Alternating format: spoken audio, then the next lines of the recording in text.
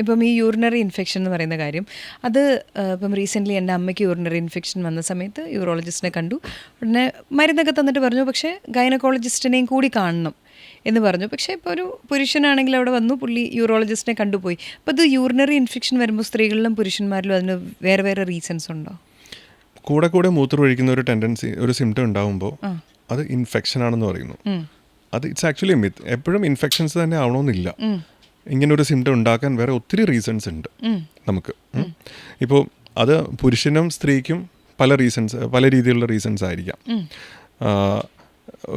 കൂടെ കൂടെ മൂത്രമൊഴിക്കാനുള്ളൊരു ടെൻഡൻസി വരാൻ കാരണങ്ങൾ ഏറ്റവും കോമൺ ആയിട്ടുള്ളത് ഇൻഫെക്ഷൻ തന്നെയാണ്, ഓഫ് കോഴ്സ്.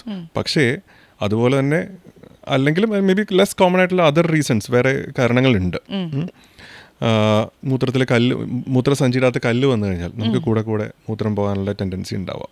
ഇപ്പം സ്ത്രീകൾക്കാണെങ്കിൽ ഗൈനക്കോളജി റിലേറ്റഡ് ആയിട്ടുള്ള അസുഖങ്ങളിൽ കൂടെ കൂടെ മൂത്രം പോകാനുള്ള സിറ്റുവേഷൻസ് വരാം. ഫോർ എക്സാമ്പിൾ, ഇപ്പം യൂട്രസിൽ ഫൈബ്രോയിഡ് വരുന്നു, അത് ബ്ലാഡറിലേക്ക് തള്ളി നിൽക്കുന്ന സിറ്റുവേഷൻസ് ഉണ്ടെങ്കിൽ നമുക്ക് സ്ത്രീകൾക്ക് കൂടെ കൂടെ മൂത്രം ഒഴിക്കാനുള്ള ടെൻഡൻസി വരാം.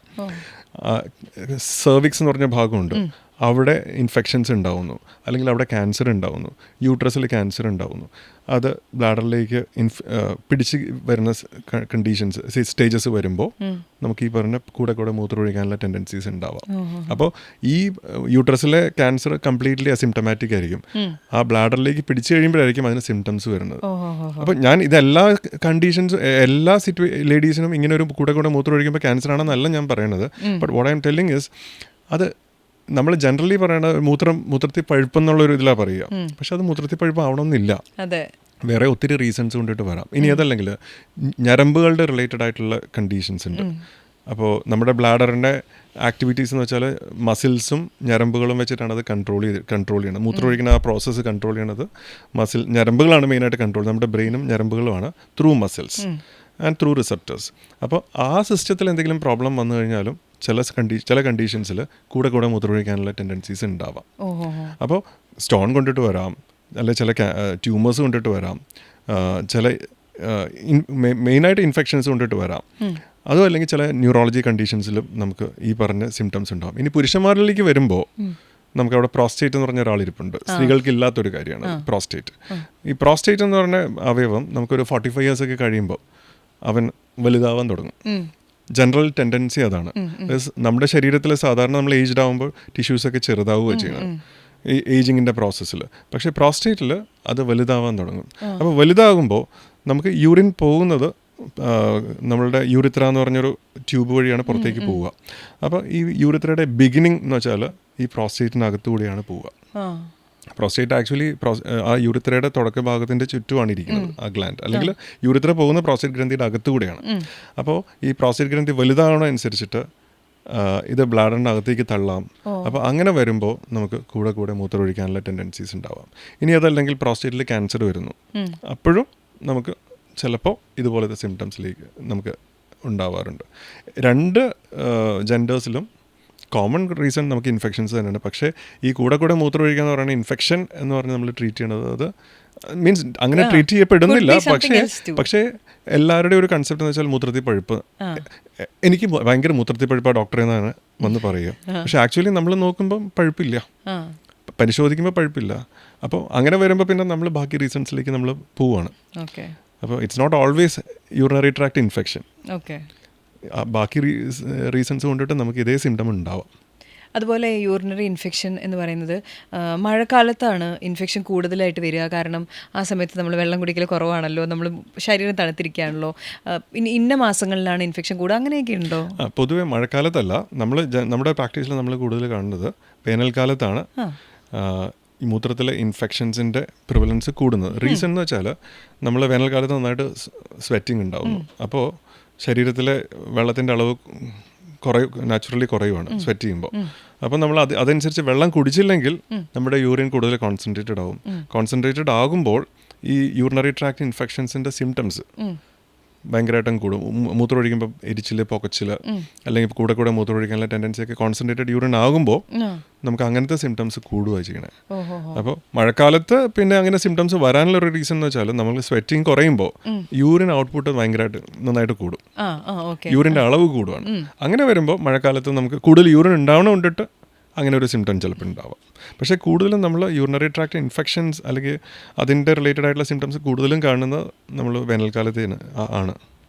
പിന്നെ ബാർലി വെള്ളം കുടിച്ചിട്ടുണ്ടെങ്കിൽ യൂറിനറി ഇൻഫെക്ഷൻ ഒഴിവാക്കാം.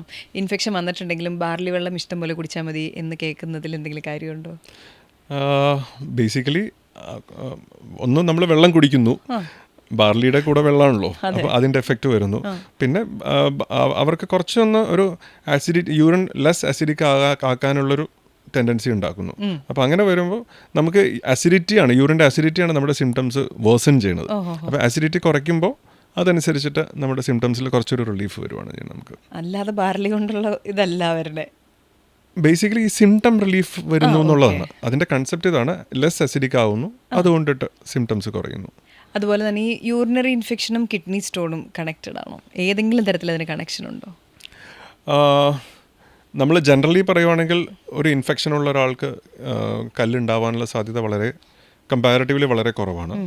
പക്ഷേ ചില ഇൻഫെക്ഷൻസിൽ, ചില ടൈപ്പ് ഓഫ് ബാക്ടീരിയൽ ഇൻഫെക്ഷൻസിൽ നമുക്ക് സ്റ്റോണിൻ്റെ പ്രിവലൻസ് കൂടുതലായിട്ട് കാണാറുണ്ട്. പിന്നെ തിരിച്ചാണെങ്കിൽ സ്റ്റോണുള്ള ഒരാൾക്ക് ഇൻഫെക്ഷൻസിൻ്റെ ചാൻസ് സാധാരണ ഒരു ജനറൽ പോപ്പുലേഷനേക്കാളും കുറച്ചുകൂടെ കൂടുതലാവാനുള്ള പോസിബിലിറ്റി ഉണ്ട്. കാരണം ഈ സ്റ്റോണിനകത്ത് ബാക്ടീരിയ ചിലപ്പോൾ ഇരിക്കാം.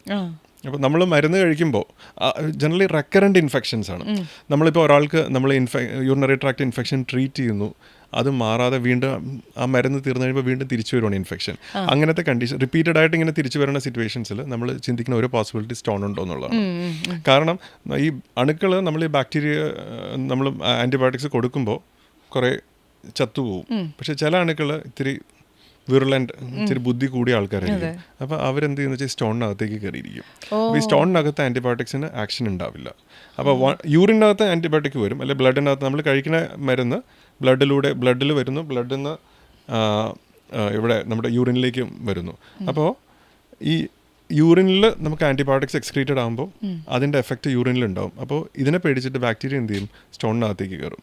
വൺസ് ആൻറ്റിബയോട്ടിക്സ് തീർന്നു കഴിയുമ്പോൾ അവൻ പുറത്തേക്ക് വരും, വീണ്ടും അടുത്ത ഇൻഫെക്ഷൻ ഉണ്ടാക്കും.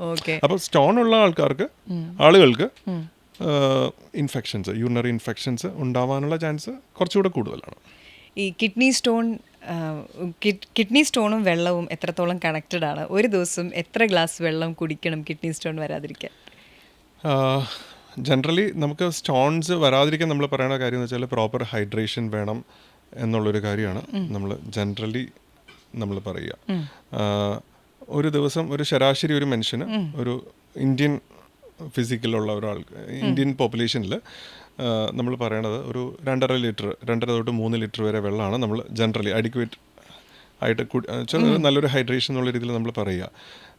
കുറച്ചുകൂടെ നമുക്ക് പ്രാക്ടിക്കലി റിലേറ്റ് ചെയ്യുമ്പോൾ നമ്മൾ പറയുന്ന കാര്യം എന്ന് വെച്ചാൽ നമ്മൾ മൂത്രം ഒഴിക്കുമ്പോൾ യൂറിൻ ക്ലിയർ ആയിട്ട്, നല്ല ക്ലിയർ ആയിട്ട് പോവുക, കളർ ഇല്ലാതെ ക്ലിയർ ആയിട്ട് പോവുക.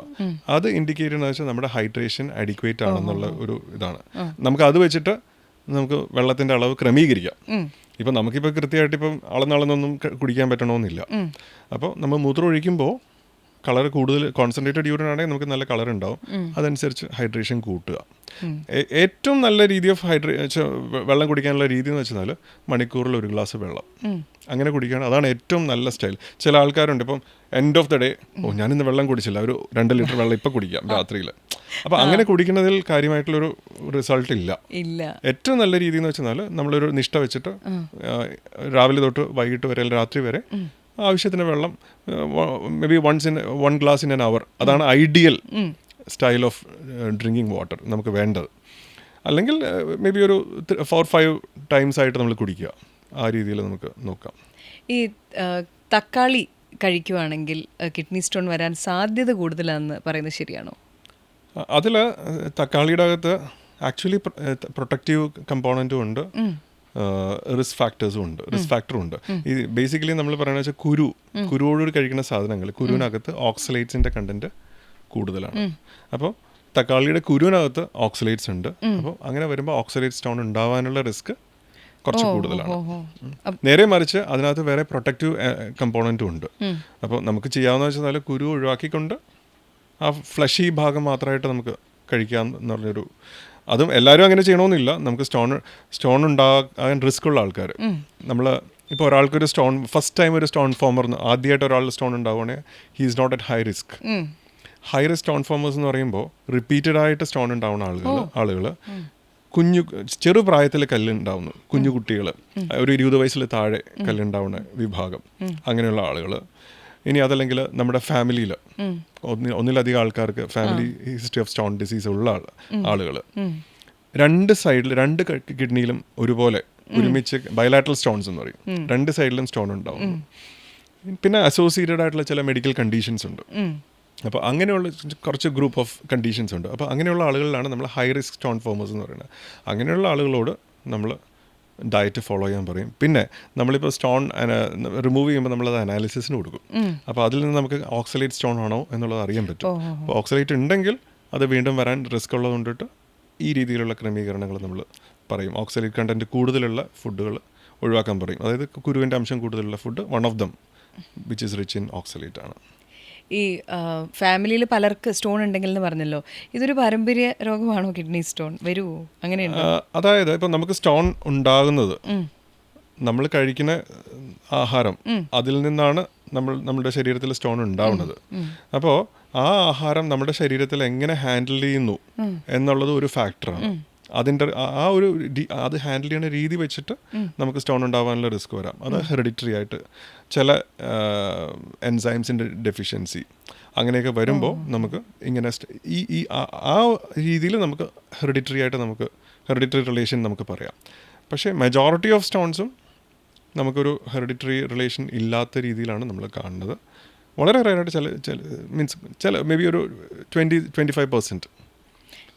ഒരു തവണ സ്റ്റോണിൻ്റെ സർജറി കഴിഞ്ഞാൽ, ലൈക്ക് സ്റ്റോൺ വന്ന് ഇൻഫെക്ഷൻ ഒരു രക്ഷയില്ലാണ്ടാവുമ്പോഴാണല്ലോ സർജറി, പിന്നെയും സ്റ്റോൺ വരാനുള്ള സാധ്യതയുണ്ടോ അവരുടെ ശരീരത്തിൽ?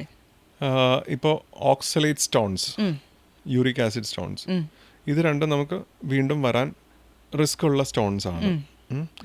അപ്പോൾ നമുക്ക് റിസ്ക്, നമ്മൾ ഒരിക്കൽ സ്റ്റോൺ വന്നു, പിന്നെ നമ്മൾക്ക് വീണ്ടും വരാൻ സാധ്യതയുണ്ടോ എന്ന് നോക്കാനായിട്ട് ഒരു മെറ്റബോളിക് വർക്കപ്പ് എന്ന് പറഞ്ഞൊരു ഓപ്ഷൻ ഉണ്ട്. അതായത് നമ്മുടെ ബ്ലഡും യൂറിനും ചെക്ക് ചെയ്ത് ഈ പറഞ്ഞ റിസ്ക് ഫാക്ടേഴ്സ് ഉണ്ടോ എന്നുള്ളത് അറിയാൻ, ഈ ബോഡി അത് ഹാൻഡിൽ ചെയ്യുന്ന രീതി ഉണ്ടല്ലോ, നമ്മുടെ ഫുഡ് കഴിക്കുമ്പോൾ അത് ഹാൻഡിൽ ചെയ്യാനുള്ള രീതിയിൽ എന്തെങ്കിലും വ്യതിയാനം വന്നിട്ട് ആണോ ഈ പറഞ്ഞ കല്ലുകൾ ഉണ്ടാവുന്നത് എന്ന് അറിയാനുള്ള 1-2 ടെസ്റ്റുകളുണ്ട്. അത് യൂറിനിലെ ടെസ്റ്റും ഉണ്ട്, ബ്ലഡിലെ ടെസ്റ്റും ഉണ്ട്. അപ്പോൾ അത് വെച്ചിട്ട് നമുക്ക് ഈ പറഞ്ഞ റിസ്ക് ഉണ്ടോ എന്ന് അറിയാൻ പറ്റും. അങ്ങനെ റിസ്ക് ഉണ്ടെങ്കിൽ നമുക്ക് സ്ട്രിക്റ്റ് ആയിട്ട് ഡയറ്റ് ഫോളോ ചെയ്ത് പോകണത് നമ്മൾ അഡ്വൈസ് ചെയ്യും. ഇപ്പോൾ കിഡ്നി സ്റ്റോൺ, ഇപ്പം ഈ സ്റ്റോൺ വരുന്നത് അല്ലെങ്കിൽ കിഡ്നിക്ക് ഇങ്ങനെ പല പ്രശ്നങ്ങൾ, യൂറിനറി ഇൻഫെക്ഷൻസ്, അങ്ങനെ പല പ്രശ്നങ്ങൾ ഏത് സ്റ്റേജ് എത്തുമ്പോഴാണ് നമ്മൾ ഈ കിഡ്നി ട്രാൻസ്പ്ലാന്റ് ചെയ്യുക, ഡയാലിസിസ് ചെയ്യുക, അങ്ങനത്തെ പരിപാടിയിലോട്ടൊക്കെ എത്തുക? ജനറലി നമുക്കൊരു സ്റ്റോൺസ് കിഡ്നി ഫെയിലിയറിലേക്ക് പോകുമ്പോൾ, കിഡ്നി ഫെയിലിയർ ഉണ്ടാക്കി കഴിയുമ്പോഴാണ് നമുക്ക് ട്രാൻസ്പ്ലാന്റിലേക്കൊക്കെ നമ്മൾ എത്തേണ്ട സിറ്റുവേഷൻസ് ആവുക. നമുക്ക് ദൈവം 2 വൃക്കകൾ തന്നിട്ടുണ്ട്, 2 കിഡ്നീസ് ഉണ്ട് നമുക്ക്. അപ്പോൾ ആക്ച്വലി നമുക്ക് ഒരു കിഡ്നി വെച്ച് നമുക്ക് സർവൈവ് ചെയ്യാം, ഒരു കുഴപ്പമില്ലാതെ നമുക്ക് സർവൈവ്. ഇപ്പോൾ ട്രാൻസ്പ്ലാന്റ് കഴിയുന്ന ഒരാൾക്ക് നമ്മൾ 2 കിഡ്നി അല്ല വെച്ച് പിടിപ്പിക്കുന്നത്, ഒരു ഡോണറിൻ്റെ ഒരു കിഡ്നി മാറ്റി വയ്ക്കുകയാണ്. അപ്പോൾ ആ ഡോണറും ഒരു കിഡ്നി വെച്ച് ജീവിക്കുന്നു, സ്വീകരിക്കുന്ന ആളും ഒരു കിഡ്നി വെച്ച് ജീവിക്കുന്നു, നോർമൽ ലൈഫിൽ പോകുന്നു. കിഡ്നി ഫങ്ഷൻ്റെ ആസ്പെക്റ്റിൽ നമ്മൾ നോക്കുമ്പോൾ ഒരു നോർമൽ ലൈഫിലേക്കായിരിക്കും അവർ രണ്ടുപേരും ജീവിക്കുക. അപ്പോൾ നമുക്ക് ആക്ച്വലി ഒരു കിഡ്നി മതി നമ്മുടെ ബോഡിയുടെ റിക്വയർമെൻറ്റ്സ് ഹാൻഡിൽ ചെയ്യാൻ വേണ്ടിയിട്ട്. അപ്പോൾ ഈ കല്ലുണ്ടായിട്ട് നമ്മുടെ കല്ല് കിഡ്നിയുടെ അകത്ത് ഉണ്ടാവുന്നത്, ആ കല്ല് ഇറങ്ങി വരാൻ നമുക്ക് യൂറിൻ കിഡ്നിയിൽ നിന്ന് താഴേക്ക് ഫ്ലോ ചെയ്യണം. അപ്പോൾ ആ ഫ്ലോയിൽ കല്ലും മുകളിൽ നിന്ന് താഴേക്ക് ഇറങ്ങി വരാനുള്ളൊരു ടെൻഡൻസി ഉണ്ടാവുകയാണ്. അപ്പോൾ അങ്ങനെ ഒരു ടെൻഡൻസി വരുമ്പോൾ എന്ത് പറ്റുമെന്ന് വെച്ചാൽ കിഡ്നിയിൽ നിന്ന് യൂറിൻ ബ്ലാഡറിലേക്ക് എത്തിക്കുന്ന ട്യൂബുണ്ട്, യൂറിറ്റർ എന്ന് പറഞ്ഞിട്ട്. അപ്പോൾ യൂറിറ്റർ ബ്ലോക്ക് ആയി കഴിഞ്ഞു കഴിഞ്ഞാൽ അത് നമ്മുടെ കിഡ്നിയുടെ ഫങ്ഷനെ ബാധിക്കുക ചെയ്യുന്നത്. അപ്പോൾ 2 കിഡ്നികൾ ഒരുപോലെ ബ്ലോക്കായി കഴിഞ്ഞാൽ പിന്നെ നമുക്ക് യൂറിൻ ഔട്ട്പുട്ട് ഉണ്ടാവില്ല, 0 ഔട്ട്പുട്ട് ആയിരിക്കും. നേരെ മറിച്ച് ഇപ്പോൾ ഒരു കിഡ്നി മാത്രമേ ബ്ലോക്ക് ആവണുള്ളെങ്കിൽ മറ്റേ കിഡ്നിയിൽ വർക്ക് ചെയ്യണോണ്ടിട്ട് അതിനകത്തുനിന്ന് യൂറിൻ വന്നുകൊണ്ടിരിക്കും. ഇപ്പോൾ പല പേഷ്യൻസും വന്ന് പറയണതാണ് കിഡ്നി ബ്ലോക്കാന്ന് പറയും. പക്ഷേ ഡോക്ടർ എനിക്ക് യൂറിൻ വരണുണ്ടല്ലോ എന്നാണ് ചോദിക്കുന്നത്. മറ്റേ ഓപ്പോസിറ്റ് കിഡ്നി വർക്ക് ചെയ്യുന്നുണ്ട്, അതിനകത്തൂടെ യൂറിൻ വന്നുകൊണ്ടിരിക്കുകയാണ്. അപ്പോൾ നമ്മളുടെ ഉദ്ദേശം എന്ന് വെച്ചാൽ രണ്ട് കിഡ്നിയും ദൈവം തന്നിരിക്കുന്ന രണ്ട് കിഡ്നിയും സേവ് ചെയ്യാന്നുള്ള രീതിയിലാണ് നമ്മൾ അപ്രോച്ച് ചെയ്യുക. അപ്പോൾ ഈ കിഡ്നി അഫക്റ്റഡ് ആയിട്ടുള്ള കിഡ്നി ബ്ലോക്ക് മാറ്റി എത്രയും പെട്ടെന്ന് ഒരു പഴയ ബ്ലോക്കില്ലാത്ത അവസ്ഥയിലേക്ക് എത്തിച്ചു കഴിഞ്ഞാൽ ആ കിഡ്നിയുടെ ഫംഗ്ഷന് നമുക്ക് സേവ് ചെയ്തെടുക്കാൻ പറ്റും. അത് സമയം കഴിയും തോറും നമുക്ക് ആ റിവേഴ്സിബിലിറ്റിയുടെ ചാൻസ് കുറഞ്ഞുകൊണ്ടിരിക്കും.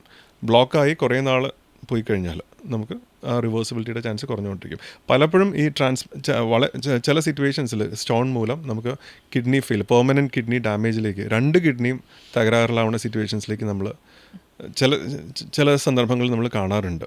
അപ്പോൾ ഈ അവസ്ഥയിൽ ഈ അവസ്ഥ എങ്ങനെ എത്തണമെന്ന് വെച്ചാൽ നോർമലി നമുക്ക് ട്യൂബ് ബ്ലോക്കായി കഴിയുമ്പോൾ നമുക്ക് നല്ല സിംറ്റംസ് ഉണ്ടാവും. ഇൻഫെക്ഷൻസോ അല്ലെങ്കിൽ ബ്ലോക്ക് ആകുമ്പോൾ നമുക്ക് ശക്തമായ വേദന അങ്ങനത്തെ കാര്യങ്ങളുണ്ടാവും. പക്ഷേ ചില ആളുകളിൽ ഇത് വന്നിരുന്ന് ബ്ലോക്കാക്കി അവർ മരുന്നുകൾ കഴിക്കും, പക്ഷേ പിന്നീട് അത് ഫോളോ അപ്പ് ചെയ്യില്ല. അത് കല്ല് പോയൊന്ന് ഫോളോ അപ്പ് ചെയ്യില്ല.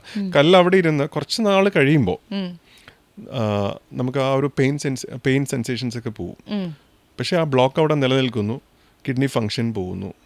അപ്പം നമ്മൾ അറിയണില്ല. അത് നമ്മൾ ജനറലി കാണുന്ന ഒരു സിറ്റുവേഷൻ എന്ന് വെച്ചാൽ അവർ മരുന്ന് കഴിക്കുന്നു. മിക്കവാറും ആളുകൾക്ക് ഇംഗ്ലീഷ് മരുന്ന് കഴിക്കാൻ വളരെ പേടിയാണ്. അവർ വേറെ ഏതെങ്കിലും രീതിയിലുള്ള മരുന്നുകളായിരിക്കും കഴിക്കുക. ഞാൻ റിട്രോസ്പെക്റ്റീവ് ആയിട്ടുള്ള കാര്യങ്ങളാണ് പറയുന്നത്. നമ്മളുടെ അടുത്ത് വരുന്ന പേഷ്യൻസിൻ്റെ ഹിസ്റ്ററി എടുക്കുമ്പോൾ നമ്മൾ അറിയുന്ന കാര്യങ്ങൾ, അതിൽ നിന്ന് പറയുന്ന കാര്യങ്ങളാണ്. പച്ചമരുന്ന് കഴിക്കുന്നു, അത് കഴിക്കുന്നത് ഞാനതിനെപ്പറ്റി പഠിച്ചിട്ടില്ല, അതുകൊണ്ട് അത് തെറ്റാന്ന് ഒരിക്കലും എനിക്ക് പറയാൻ പറ്റില്ല. പക്ഷേ അതിൻ്റെ ദൂഷ്യഫലങ്ങൾ ഞാൻ കണ്ടിട്ടുണ്ട്. അതായത് ആ ഒറ്റമൂലി കഴിക്കണോണ്ടിട്ട് അതിൻ്റെ എഫക്റ്റിൽ കിഡ്നി ഫെയിലിയർ ഉണ്ടാവുന്നു. പിന്നെ ആ കല്ല് അവിടെ ഇരിക്കുന്നു, അവർ കിഡ്നി മീൻസ് കല്ല് പോയി എന്നുള്ള രീതിയിലാണ് അവർ ധരിക്കുന്നത്. സിംറ്റംസ് ഇല്ല. അപ്പോൾ അത് കാലക്രമേണ ആ കിഡ്നിയുടെ ഫങ്ഷൻ കംപ്ലീറ്റ്ലി അങ്ങ് പോവുകയാണ്. കംപ്ലീറ്റ്ലി പോകാന്ന് വെച്ചാൽ നമുക്ക് യൂറിൻ ഉണ്ടായിക്കൊണ്ടിരിക്കും കിഡ്നി ഫെയിലിയർ ഉണ്ടെങ്കിലും, പക്ഷേ അത് നമ്മളുടെ യൂറിനിൽ കൂടെ എക്സ്ക്രീറ്റ് ചെയ്യേണ്ട കാര്യങ്ങൾ ശരീരത്തിൽ നിന്ന് എക്സ്ക്രീറ്റഡ് ആവണില്ല. അതിൻ്റെ ടോക്സിക് എഫക്ട്സ് വരുന്നു. ക്രിയാറ്റിൻ നോക്കുമ്പോൾ വളരെ കൂടുതലായിരിക്കും. അപ്പോൾ അങ്ങനെ കിഡ്നി ഫെയിലിയറിലേക്ക് പോകുന്ന സിറ്റുവേഷൻസ് വളരെ കോമൺ അല്ല ഇത്, ബട്ട് നമ്മളത് കാണാറുണ്ട്. ഈ കിഡ്നി സ്റ്റോൺ വരുന്ന സമയത്ത് കുറേ വെള്ളം കുടിച്ചാൽ മതി, തന്നെ മൂത്രത്തിൽ കൂടെ പൊക്കോളും എന്ന് പറഞ്ഞ് കേൾക്കുന്നതിൽ എന്തെങ്കിലും അർത്ഥമുണ്ടോ? അതിൽ അർത്ഥമുണ്ട്. കാരണം അതിൻ്റെ സയൻസ് എന്ന് വെച്ചാൽ ബേസിക്കലി നമുക്ക് കിഡ്നിയിൽ ഉണ്ടാവുന്ന കല്ല് യൂറിറ്റർ എന്ന് പറഞ്ഞ ട്യൂബ് വഴി ബ്ലാഡറിലേക്ക് എത്തുന്നു. അവിടെ നിന്ന് പുറത്തേക്ക് യൂറിത്ര വഴി പുറത്തേക്ക് പോവുക ചെയ്യുന്നത്. അപ്പോൾ നമ്മുടെ യൂറിറ്ററിൻ്റെ സൈസ് എന്ന് വെച്ചാൽ ഒരു അപ് ടു 7 മില്ലിമീറ്റർ വരെയുള്ള ഒരു ഡയമീറ്റർ, 7 മില്ലിമീറ്റർ വരെയുള്ള സ്റ്റോൺസ് അത് സ്പോണ്ടേനിയസ് ആയിട്ട് പോകാൻ ചാൻസ് ഉണ്ട്. അപ്പോൾ വെള്ളം കൂടുതൽ കുടിക്കുമ്പം യൂറിൻ നല്ല ഫ്ലോയിൽ പോകുന്നു. അപ്പോൾ അത് എക്സ്പെൽ ചെയ്ത് പോകാനുള്ള ചാൻസസ് കൂടുകയാണ്. അപ്പോൾ അതുകൊണ്ടാണ് വെള്ളം കുടിച്ചു കഴിഞ്ഞാൽ വെള്ളം കുടിക്കുമ്പോൾ കല്ല് തള്ളി പോകുന്നു എന്നുള്ളൊരു സൈസ് അനുസരിച്ചാണത്. അതെ. പക്ഷെ വലിയ സ്റ്റോൺ ആണെങ്കിൽ ഒരു 1 സെന്റിമീറ്റർ 1.5 സെന്റിമീറ്റർ ഒക്കെ ഉള്ള സ്റ്റോൺ ആണെങ്കിൽ അത് പോകാനുള്ള ചാൻസ് ഇല്ല. വെള്ളം കുടിച്ചോണ്ടിരിക്കാന്നേ ഉള്ളൂ, പണിയാവും അത്. അതെ. അപ്പോൾ അത് തിരിച്ചറിയണം ആളുകൾ. ഇപ്പം 3 മില്ലിമീറ്റർ ഉള്ള സ്റ്റോൺ ഉള്ള ഒരാൾ വെള്ളം കുടിച്ച് സ്റ്റോൺ തള്ളിക്കളയുന്നു. അതുപോലെ തന്നെ ഇപ്പുറത്തെ വീട്ടിലെ ആള് 1.5 സെന്റിമീറ്റർ 2 സെന്റിമീറ്റർ ഉള്ള സ്റ്റോണും വെള്ളം കുടിച്ചുകൊണ്ടിരുന്നു കഴിഞ്ഞാൽ കാലക്രമേണ ചിലപ്പോൾ കിഡ്നി പോവും. ഈ കിഡ്നി നമ്മൾ ഡയാലിസിസിലേക്ക് കടക്കുമല്ലോ, കിഡ്നിയുടെ പ്രവർത്തനം പ്രശ്നമാകുമ്പോൾ നമ്മൾ ഡയാലിസിസിലേക്ക് പോകും. ഈ ഡയാലിസിസ് ചെയ്യുന്നതിന് പകരം ചെയ്യേണ്ട കാര്യമാണോ ഈ കിഡ്നി ട്രാൻസ്പ്ലാന്റ് എന്ന് പറയുന്നത്? അത് പറ്റില്ലാത്തവരാണോ ഡയാലിസിസ് ചെയ്യുക? ബേസിക്കലി ഒരു എൻ സ്റ്റേജ് റീനൽ ഡിസീസ്, അതായത് കിഡ്നി നമുക്ക് ഫെയിലിയർ ഉണ്ടാവുന്നു. തുടക്കത്തിൽ ഒരു ചെറിയ ഫെയിലിയർ ആയിരിക്കും. അത് നമുക്കതിന് സ്റ്റേജസ് ഉണ്ട്. അത് പ്രോഗ്രസ് ചെയ്ത് ട്രീറ്റ്മെൻറ്റ് ഇല്ലാതെ അത് പ്രോഗ്രസ് ചെയ്ത് അവസാനം എൻ സ്റ്റേജ് റീനൽ ഡിസീസിലേക്ക് എത്തുകയാണ് ചെയ്യുന്നത്. അങ്ങനെ ഒരു സ്റ്റേജ് എത്തിക്കഴിഞ്ഞാൽ പിന്നെ നമുക്ക് ഡയാലിസിസ് ആണ് ഒരു ഓപ്ഷൻ ഉള്ളത്. ഈ ഡയാലിസിസ് എന്ന് പറയുന്നത് നമ്മുടെ കിഡ്നിയുടെ ചെയ്യണ ജോലി വേറൊരു മെഷീൻ ചെയ്യുന്നു. അപ്പോൾ ഒന്നെങ്കിൽ ആ കിഡ്നി അവിടെ അതിൻ്റെ ജോലി ചെയ്യണം, അതല്ലെങ്കിൽ ആ മെഷീൻ വർക്ക് ചെയ്യണം. ഇതിലേതെങ്കിലും ഒരാൾ വർക്ക് ചെയ്യണം. അപ്പോൾ കിഡ്നി നമ്മുടെ ഓൺ കിഡ്നി പെർമനൻ്റ്ലി ഡാമേജ്ഡ് ആവുന്നു, എൻ സ്റ്റേജ് റീനൽ ഡിസീസ് എന്ന് പറഞ്ഞ സ്റ്റേജിൽ എത്തുവാണ്. പിന്നെ അതിൻ്റെ പ്രോപ്പറായിട്ടുള്ള ജോലി ചെയ്ത് ആ ബോഡീനെ സപ്പോർട്ട് ചെയ്യാൻ പറ്റുന്നില്ല. അപ്പോൾ അങ്ങനെ ഒരു അവസരത്തിൽ പിന്നെയുള്ള ഓപ്ഷൻ നമുക്ക് ഈ മെഷീൻ വഴി അതിനെ സപ്പോർട്ട് ചെയ്യുക എന്നുള്ളതാണ്. ഇതിൻ്റെ ഒരു പെർമനൻ്റ് ആയിട്ടുള്ള ഒരു ഓപ്ഷനാണ് ട്രാൻസ്പ്ലാന്റ്, വേറൊരു കിഡ്നി മാറ്റി വയ്ക്കുക എന്ന് പറയുന്നത്. അപ്പോൾ നമുക്കിപ്പോൾ ജനറലി നമ്മൾ കാണുന്നത് വെച്ചാൽ പലപ്പോഴും പല പല അവസരത്തിൽ നമ്മൾ കാണുന്ന വെച്ചാൽ ഈ കിഡ്നി ഫെയിലിയർ യാദൃശ്ചികമായിട്ടായിരിക്കും കണ്ടുപിടിക്കപ്പെടുക. അപ്പോൾ അതും വളരെ മോശം സിറ്റുവേഷനിലായിരിക്കും പേഷ്യൻറ്റിൻ്റെ അവസ്ഥ. അപ്പം നമുക്ക് പെട്ടെന്നൊരു ട്രാൻസ്പ്ലാന്റ് ഒന്നും ചെയ്യാൻ പറ്റുന്ന ഒരു പാകമായിരിക്കില്ല. അപ്പം നമുക്ക് we may have to go in for dialysis. അപ്പോൾ ഡയാലിസിസ് ചെയ്ത് പേഷ്യൻറ്റിനെ സ്റ്റെബിലൈസ് ചെയ്ത് ഒപ്റ്റിമൈസ് ചെയ്ത് അതിനുശേഷം നമ്മൾ ഇപ്പോൾ നമുക്ക് ഡയാലിസിസ് നമ്മൾ ചെയ്ത് കഴിഞ്ഞിട്ട് ഇപ്പോൾ നമുക്ക് ഒരാൾ റീനൽ ഫെയിലിയറിലേക്ക് വരുവാണെങ്കിൽ അതിൻ്റെ റീനൽ ഫെയിലിയറിൻ്റെ കാരണം എന്താണെന്നുള്ളത് നമ്മൾ ആദ്യം നമുക്ക് ആ ഒപ്റ്റിമൈസ് ചെയ്യണം ആളെ. അപ്പോൾ അതിന് നമ്മൾ ഡയാലിസിസ് സ്റ്റാർട്ട് ചെയ്യുന്നു. അതിനുശേഷം റീനൽ ഫെയിലിയറിൻ്റെ റീസൺ എന്താണെന്നുള്ളത് നമ്മൾ നോക്കുന്നു. അപ്പം ചില റീനൽ ഫെയിലിയേഴ്സ് നമുക്ക് ടെമ്പററി ആയിരിക്കും, നമുക്ക് അതിനകത്തുനിന്നൊരു തിരിച്ചുപോക്കുണ്ടാവും. ഫോർ എക്സാമ്പിൾ, ഇപ്പോൾ നമുക്കൊരു പാമ്പ് കടിക്കുന്നു, അതിൻ്റെ വിഷത്തിൻ്റെ എഫക്റ്റ് കൊണ്ട് ഒരു ടെമ്പററി ആയിട്ട് റീനൽ ഫെയിലിയർ ഉണ്ടാവുന്നു. അപ്പോൾ അതിൻ്റെ എഫക്റ്റ് മാറി കഴിയുമ്പോൾ ഡയാലിസിസ് ചെയ്യുന്നു. അതുവരെ ആ കിഡ്നിയുടെ സപ്പോർട്ടിന് വേണ്ടിയിട്ട് നമ്മൾ ഡയാലിസിസ് ചെയ്യുന്നു. വൺസ് ആ കിഡ്നി ഫങ്ഷൻ റിക്കവർ ചെയ്ത് അയാളുടെ നേറ്റീവ് കിഡ്നി ടേക്ക് ഓവർ ചെയ്ത് കഴിഞ്ഞാൽ പിന്നെ നമുക്ക് ഡയാലിസിസിൻ്റെ ആവശ്യമില്ല. അതായത് അക്യൂട്ട് റീനൽ ഫെയിലിയർ എന്ന് പറയും. നേരെ മറിച്ച് ഒരു പെർമനൻറ്റ് ഡാമേജിലേക്ക് വരുന്നു, ഒരു അതിനെ നമ്മൾ ക്രോണിക് റീനൽ ഫെയിലിയർ എന്നുള്ളൊരു സിറ്റുവേഷനാണ് നമ്മൾ പറയുക. ഞാൻ ഈ പാമ്പ് കടിയുടെ ഒരു എക്സാമ്പിളാണ് പറഞ്ഞത്. വേറെ ഒത്തിരി റീസൺസ് ഉണ്ട് അക്യൂട്ട് ഇഞ്ചുറി റീനൽ ഫെയിലിയർ ഉണ്ടാവാൻ. ഫോർ എക്സാമ്പിൾ, ഇപ്പോൾ നമുക്ക് ലൂസ് മോഷൻ വരുന്നു, നമ്മൾ പ്രോപ്പറായിട്ട് ഹൈഡ്രേറ്റഡ് ആവണില്ല, പ്രോപ്പറായിട്ട് ട്രീറ്റ് ചെയ്തില്ല എന്നുണ്ടെങ്കിൽ ഡെഫിനറ്റ്ലി കിഡ്നി ഫെയിലിയറിലേക്ക് പോകാം. അതൊക്കെ പക്ഷേ ടെമ്പററി ആയിരിക്കും മെജോറിറ്റി ഓഫ് ടൈംസ്. അത് റിക്കവർ ചെയ്യും. അപ്പോൾ ആ സമയം റിക്കവറി പീരീഡിൽ നമുക്കൊരു സപ്പോർട്ട് വേണം. അതിന് നമ്മൾ ഡയാലിസിസ് കൊടുക്കുന്നു. അവിടെ ഡയാലിസിസ് ചെയ്താൽ ചിലപ്പോൾ പേഷ്യൻ്റ് നമുക്ക് നഷ്ടപ്പെടും. അപ്പോൾ ഈ ഡയാലിസിസ് ചെയ്യുന്നു, ആള് ബോഡി റിക്കവർ ചെയ്യുന്നു, കിഡ്നി റിക്കവർ ചെയ്യുന്നു, പഴയ പോലെ കിഡ്നി പഴയ ഫംഗ്ഷനിലേക്ക് വരുന്നു. പുള്ളിക്ക് നമുക്ക് ട്രാൻസ്പ്ലാന്റിലേക്ക് പോകേണ്ട ആവശ്യമില്ല. നേരെ മറിച്ച് ഒരു എൻഡ് സ്റ്റേജ് റീനൽ ഡിസീസിലേക്ക് വരുന്ന ഒരു സിറ്റുവേഷനാണ് നമ്മൾ കണ്ടുപിടിക്കുന്നതെങ്കിൽ, ഈ പറഞ്ഞ കിഡ്നി ഫെയിലിയർ ആയിട്ട് നമ്മൾ കണ്ടുപിടിക്കണമെങ്കിൽ പുള്ളിക്ക് ഡയാലിസിസ് ചെയ്ത് കഴിഞ്ഞിട്ട് നമ്മൾ റീഅസസ് ചെയ്യണം ആളെ. ഒപ്റ്റിമൈസ് ചെയ്തിട്ട് വീണ്ടും റീഅസസ് ചെയ്യുമ്പോൾ വീണ്ടും ക്രിയാറ്റിൻ കൂടുന്ന സിറ്റുവേഷൻ ആണെങ്കിൽ, അതായത് ആ കിഡ്നി ആളുടെ ഓൺ കിഡ്നി റിക്കവർ ചെയ്യുന്നില്ല അല്ലെങ്കിൽ വേണ്ട രീതിയിൽ ടേക്ക് ഓവർ ചെയ്യുന്നില്ല എന്നുണ്ടെങ്കിൽ പിന്നെ നമുക്ക് വേറെ കിഡ്നീനെ പറ്റി നമുക്ക് ആലോചിക്കണം. അപ്പോൾ അങ്ങനെയുള്ള സിറ്റുവേഷൻസിൽ നമ്മൾ ട്രാൻസ്പ്ലാന്റിലേക്ക് പോകും. ഇനി ഇതുപോലെ തന്നെ ചില ആളുകളിൽ നമ്മൾ കിഡ്നി ഫെയിലിയർ കണ്ടുപിടിക്കുന്ന ഈവൻ ഡയാലിസിസിൻ്റെ റിക്വയർമെൻറ്റിന് മുമ്പ് തന്നെ കണ്ടുപിടിക്കാറുണ്ട്.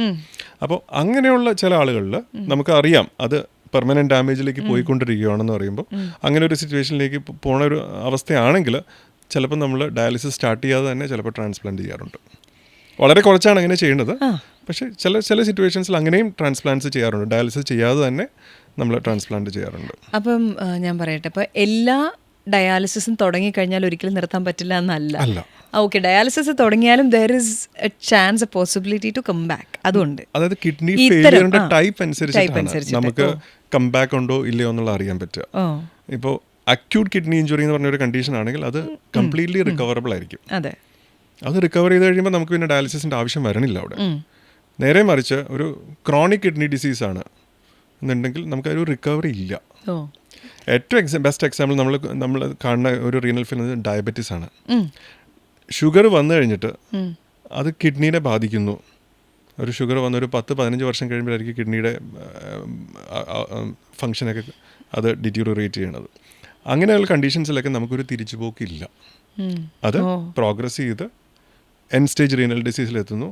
ആ സ്റ്റേജിൽ എത്തിക്കഴിഞ്ഞാൽ പിന്നെ നമുക്ക് ഡയാലിസിസ് അല്ലെങ്കിൽ ട്രാൻസ്പ്ലാന്റ്, ഇതിൽ രണ്ടിലേതെങ്കിലും ഒന്ന് ചെയ്യുക എന്നുള്ളതാണ്. അപ്പോൾ ഈ ഡയബറ്റീസ് ഞാനിവിടെ പറയാനുള്ള റീസൺ എന്ന് വെച്ചാൽ പൊതുവേ കാണുന്ന ഒരു സിറ്റുവേഷനാണ് ഡയബറ്റീസിന് മരുന്ന് കഴിക്കുന്നത് ഒരു വളരെ എന്തോ മോശം കാര്യം എന്നുള്ള രീതിയിലാണ് ആളുകൾ എടുക്കുന്നത്. നമുക്ക് ഈ ഡയബറ്റീസിൻ്റെ ഒരു പ്രോബ്ലം എന്ന് വെച്ചാൽ നമുക്ക് യാതൊരു സിംറ്റവും ഇല്ല ഡയബറ്റീസ് വരുമ്പോൾ. എന്ന് വെച്ചാൽ നമുക്ക് കൺസേൺ ഉണ്ടാക്കുന്ന സിംറ്റംസ് ഒന്നുമില്ല, എന്തെങ്കിലും ചെറിയ ചെറിയ കാര്യങ്ങളേ ഉണ്ടാവുള്ളൂ. പക്ഷേ അത് നമ്മൾ പ്രോപ്പറായിട്ട് ട്രീറ്റ് ചെയ്യാതെ ഇരുന്ന് ഓവർ എ ടൈം നമ്മുടെ ബാക്കി ഓർഗൻസിനെയൊക്കെ എഫക്റ്റ് ചെയ്ത് കഴിയുമ്പോൾ അന്നേരം അതിൻ്റെ സിംറ്റംസ് ആ ഓർഗൻസിനെ എഫക്റ്റ് ചെയ്യുമ്പോൾ ഉണ്ടാവുന്ന സിംറ്റംസ് നമുക്ക് തുടങ്ങുന്നു. പിന്നെ നമുക്കൊരു തിരിച്ചു പോക്കില്ല. പിന്നെ നമുക്കൊരു തിരിച്ചു പോക്കില്ല. ഞങ്ങൾ പലപ്പോഴും ആളുകളുടെ നിസ്സഹായാവസ്ഥ കാണുന്നുണ്ട്. കിഡ്നി ഫെയിലിയർ വരുന്നു, അവർക്ക് സുഖമായിട്ട് ഒരു ഡയബറ്റീസിന്റെ മരുന്ന് കഴിച്ച് ഒരു കൺട്രോൾഡ് ആവുകയാണെങ്കിൽ ഈ ഒരു അവസ്ഥ എത്തില്ല. പക്ഷേ ഇപ്പോൾ നമ്മളൊരു മരുന്ന് പറഞ്ഞു കൊടുത്തു കഴിഞ്ഞാൽ അപ്പുറത്തെ വീട്ടിലെ ആളായിരിക്കും പറയുക അത് കഴിക്കരുത് കേട്ടോ, അതിന് എന്തോ ദൂഷ്യഫലങ്ങൾ. വീട്ടിൽ മിറ്റമടിക്കുന്ന ആൾ വന്നിട്ട് പറയും അത് കഴിക്കരുത് കേട്ടോ, അതിന് പ്രശ്നമുണ്ട്. നമ്മൾ വർഷങ്ങളായി പഠിച്ച് പ്രിസ്ക്രൈബ് ചെയ്യണ സാധനം അത് അംഗീകരിക്കാൻ അവർക്ക് പറ്റില്ല. പക്ഷേ അപ്പുറത്തെ വീട്ടിലെ ആളോ അല്ലെങ്കിൽ വഴി വെച്ച് കാണുന്ന ആളോ എന്തെങ്കിലും പറയുമ്പോൾ അതിനാണ് അവർ, ഇത് ബേസിക്കലി ഒരു ഹ്യൂമൻ ടെൻഡൻസിയാണിത്. But this is what we come across. അതിലെനിക്ക് 2 കാര്യങ്ങൾ ചോദിക്കാനുണ്ട്. അതിൽ ഒന്ന് മരുന്ന് കഴിക്കുന്നതിനെ കുറിച്ചാണ്. ഇപ്പം പല മരുന്നുകളും ഞാൻ തന്നെ പലരും പറഞ്ഞ് കേട്ടിട്ടുണ്ട്, ഈ ആൻറ്റിബയോട്ടിക് കഴിച്ചാൽ കിഡ്നി ഫെയിലിയർ വരും, അത് കഴിച്ചാൽ കിഡ്നി ഫെയിലിയർ വരും, എല്ലാം കൊണ്ടെത്തിക്കുന്നത് ഈ കിഡ്നി ഫെയിലിയർ എന്ന് പറയുന്നൊരു പോയിന്റിലേക്കാണ്.